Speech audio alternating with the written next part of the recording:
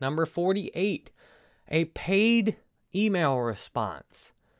This is something I tried recently on my website to limit emails, because the amount of emails I would get on a daily basis just putting my email out there, a bunch of emails, mostly selling things, mostly wasting both my time and the person that sent them's time. So I tried having a paid email response. I made it $25 you had to pay to email me. And 1 or 2 people actually went through and paid the $25 to email me. The problem was that I didn't have a very good way for my customer service to get set up then. And another problem, lots of the good opportunities I've gotten have came through free emails. So now I'm grateful I have a friend, Albert, who reads the emails first and is the gatekeeper. Number 49, teachable direct sales. I now host my courses on a website called teachable.com, which is then hosted on courses.jerrybanfield.com. And I've now made some direct sales through courses.jerrybanfield.com instead of using my WooCommerce page on my website. Another different way of selling courses that is effective. Number 50, selling teachable courses on my website. This currently is how I make the majority of the money I'm making online as of September 26th or something like that, 2016. This is currently making about $300 a day selling courses on my website. Now that's in sales. I have to pay out some of my co-instructors like Ermin, but I have the courses listed on my website using WooCommerce. Then I actually sell a free coupon into the teachable course. So that's why number 50 is different from number 49. Number 51, selling free coupons to Udemy courses on my website. So instead of using my website to sell free coupons to teachable courses, I also sell free coupons to Udemy courses. So obviously I did this before. This was the first thing I did. I sold access to free coupons to my Udemy courses. Now I still sell free coupons to other people's Udemy courses. I'll talk a lot more about selling courses online in a later part of the book. Number 52, sold my website on Flippa. After I got my website banned from Facebook, and when I was trying to rebrand as jerrybanfield.com, I realized I could probably sell my website, bandwork.com, on Flippa and make some money on it. Especially because bandwork.com had made the majority of the money for my entire business. I knew I could put good financial numbers up there and get someone to buy it. This was also right when my business was nearly bankrupt. Everything was a complete disaster. I was just starting getting sober and trying to put my life back together, especially with my business and in my personal life. And out of nowhere, I got this idea to just try and sell my website. And one night when I couldn't sleep, because if you drink a lot, one of the things that often happens if you stop drinking or don't drink at all, you have a hard time sleeping. One night I stayed up all night, not because I was intending to, because I was not tired all night. And I sent emails out to almost everyone who'd ever emailed me, personalized individual emails showing that I was going to move to jerrybanfield.com because I was selling my website. One of those emails reached a former client who really wanted to buy my website, and I was able to sell my website for $5,500, which was amazing because at that point it was something I didn't even want. Another random thing, I then made a course on and sold the course for thousands more dollars on Udemy. Number 53, I sold domains on GoDaddy. My wife is so loving and patient with me. She came home one day and I reported to her, guess what? I've got the new next big money-making venture. This was at least 3 years ago, if not 4 years ago, when my business was still fairly young and I didn't have hardly any money. It wasn't self-sustaining. What did I do? I announced to my wife proudly that I bought 500 short domains, 5-letter .com domains that I'd researched and I thought for sure those would be increasing in value. Things like Wii.com or all kinds of other random 5-letter .com domains that were available for whatever the lowest price GoDaddy offered, which was many $6, $7, $8 a domain in bulk. I bought 500 or 600 of those domains for over $5,000. I sold, wait for it, about 3 or 4 of them before the next year's registration came due. Thankfully, I had the sense to not renew any of those. Actually, I think I did renew like 20 of them, and none of the 20 ever sold, so I dropped them all. Yes, that little adventure cost me not only about $4,800 plus lost after the sales of the domains. Not only that, it cost me a ton of time and energy trying to sell those domains, a bunch of fear that was realized that I wouldn't sell hardly any of them. And yet, I did make some money on some of the domains. A few of those domains I bought for $8, sold for $50 or $100. Just it was only 3 to 5 of them out of hundreds. Number 54, creating Facebook ad accounts. Often clients who are using fraudulent systems with Facebook ads need new accounts a lot because they get the accounts and then they burn through them. They get the budget up to, say, several $100s a day. Then they run the budget up on Facebook. They make some real payments, then they run the budget up on Facebook and then don't pay it off. So often these advertisers on Facebook are trying to save a bunch of money doing the background work of ads for their clients by trying to fraud Facebook. So these advertisers often need new accounts. Now, I didn't realize the whole back end of this system until I started working with an advertiser. I just thought, hey, I know how to make new Facebook ad accounts. I'll help someone out. This was before the Business Manager, back when you had to have a Facebook ads account created, mostly just by using personal accounts. So I made a new Facebook ad account, got it created and working for the client, who then got it disabled right away. The client wasn't happy. They'd paid through a wire transfer, so there was no refunds. Hundreds of dollars for me to make a new ad account. I said, that's too bad. It's your problem. You got the account disabled right away. I did everything right on my end. And I never heard from the client again. So I did what the client hired me to do. They didn't end up using it correctly. So another example of what happens when you try and hustle instead of providing true value. Sure, I made a few $100s. It was aggravating for everyone involved, and overall not worth doing. A good learning experience though. Number 55, Facebook likes on a weekly basis.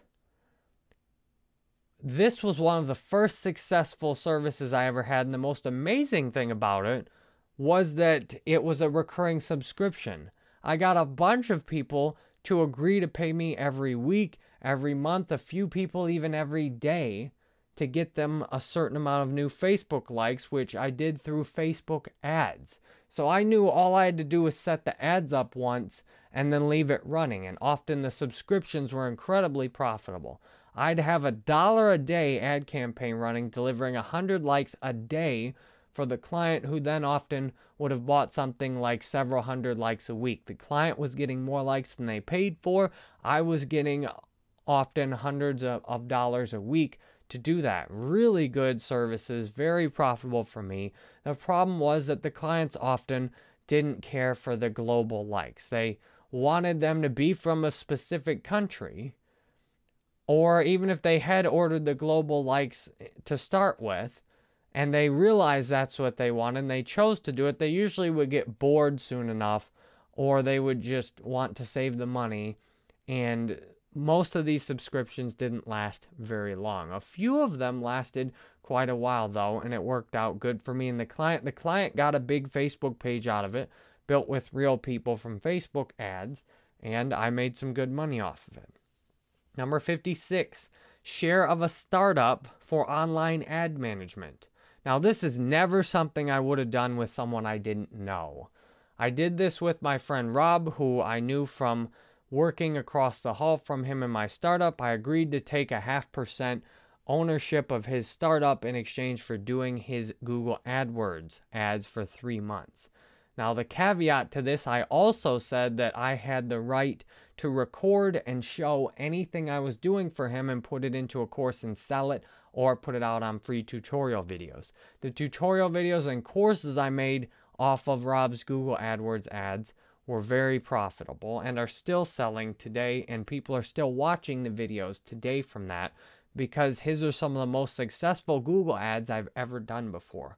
So that is an example of something that worked out very well for both of us. That's something set up for mutual benefit. Rob's company has benefited greatly from having the additional exposure through Google ads. He's made, I think now, millions of dollars in Bitcoin buys from the people who found him through the Google ads I set up, and now that my friend Albert is running for him. Notice the big difference between that, which I set up about 1.5 years ago, and many of the things I set up earlier and have talked about. Number 57, 1,000 YouTube views per month. This was a genuinely helpful service that ran for about 1 year from my friend John I met in a Business Networking International group, aka BNI.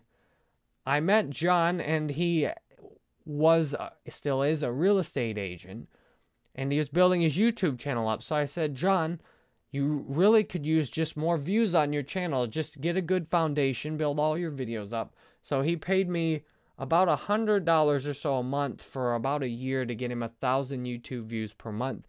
And then I spent about $1 a day on Google AdWords to do that for him. So that was a nice deal. Made about $70 a month working with him over 1 year. And then he just got a $5,000+ commission for selling my house. So what you give, you receive. John gave me good business for 1 year, and then guess what? When we needed to sell our house, guess who we got to sell it? John. Now, to be fair, John did know that Laura and I owned a house when he started working with me. So that was a good investment on his part. That's a good example of serving a client in everyone's best interest. Number 58, send Facebook page messages for a client. I was so effective at getting new clients via Facebook page messages, one guy actually paid me to send the messages for him. We never worked together again because none of the messages I sent for him got anyone any business that I know of. Number 59, Twitter advertising. I had at least one client pay me to do Twitter ads for their account, and I've never seen that Twitter ads have worked very well for me, and I don't think the client was very happy either. If you'll notice, just the sheer amount of failures in this list is amazing. Still, I got hundreds of dollars to create Twitter advertising campaigns. Number 60, local mobile ad campaign. Out of all the work I did globally, I actually got at least one client to pay me to do a local mobile advertising campaign with M Media. They paid me a fixed amount. It was a roofing company. They paid me to show ads for their roofing company all over the place, and that's what I did. They paid several hundred to have me show the ads, and I paid about $50 to run the actual campaign. Number 61. I should mention that roofer I also met through Business Networking International group, and the roofer's company later got paid thousands of dollars to fix my roof. Number 61, optimize a Google Plus page. This was for another friend I met through BNI, and he paid me first to go optimize his Google Plus page. So he paid hundreds of dollars for me to drive over to his office and make some quick changes on his Google Plus page.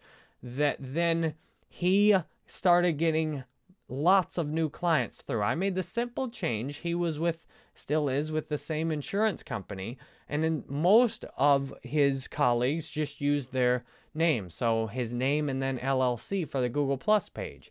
I came up with the idea, why don't you put the name of your insurance company in the title of your Google Plus page? I'm not sure if that's even allowed or not by the Google terms and conditions. I think it is, since he's an independent contractor for the insurance company. Anyway, I set it up. He got his insurance company's name in his actual Google Plus business name page. All of a sudden, when people Googled that a local agent for that company, guess who they found first? So he was saying he was getting lots of new clients who found him on that Google Plus page when they were searching for an insurance agent with his specific company, and it did great for his business. Not only that, he sold my wife and I on life insurance and flood insurance and homeowners insurance. If you're getting the theme here, be willing to give first, because often you will receive much greater. So several of these last ones for clients, they spent a few hundred with me. I spent a few thousand with them. Number 62, create a digital marketing plan. I had a few clients pay me to create a digital marketing plan for them, which was kind of funny given that when they paid me to do it, I had never done that great of digital marketing for myself. But sure enough, they paid me to create a plan. It's often easier to create a plan for someone else than it is to actually do it and execute it yourself.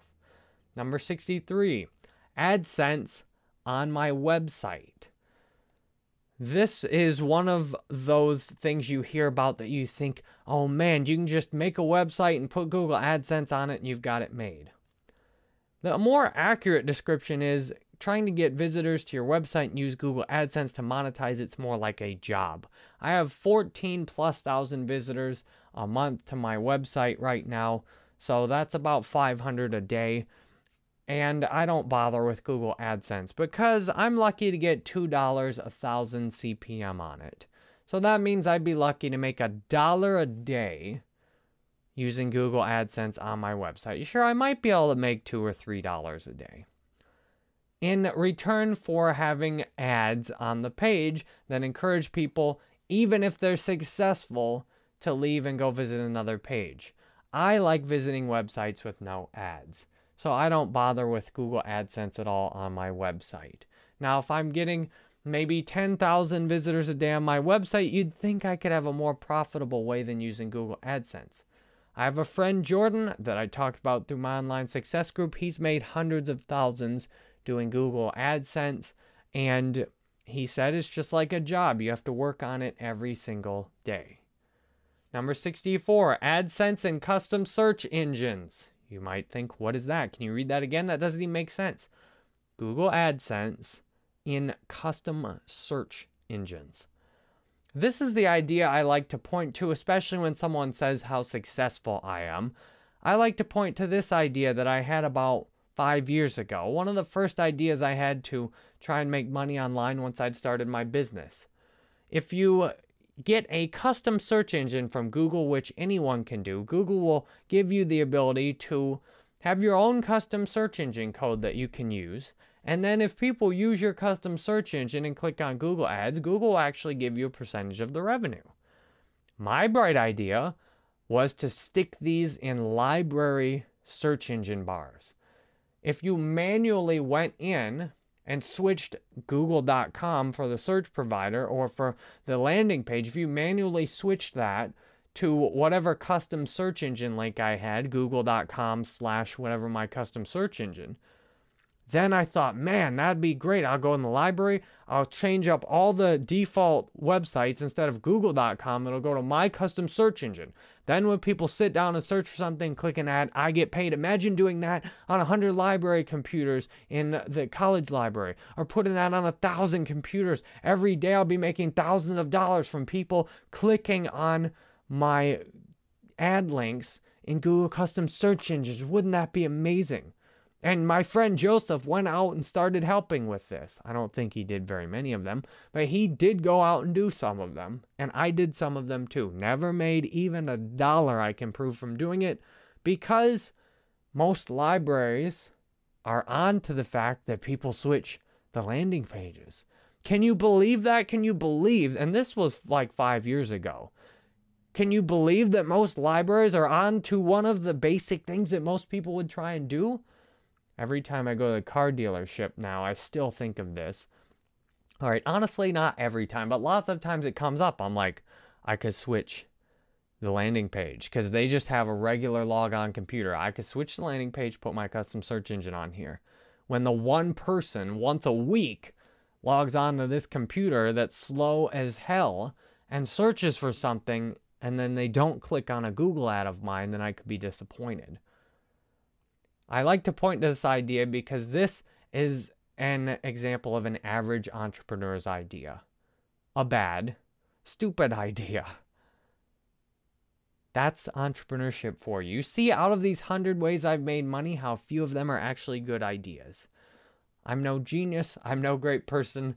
You could even say I'm just a persistent fool who goes about trying to do his best and by just sheer determination blunders into things that work good.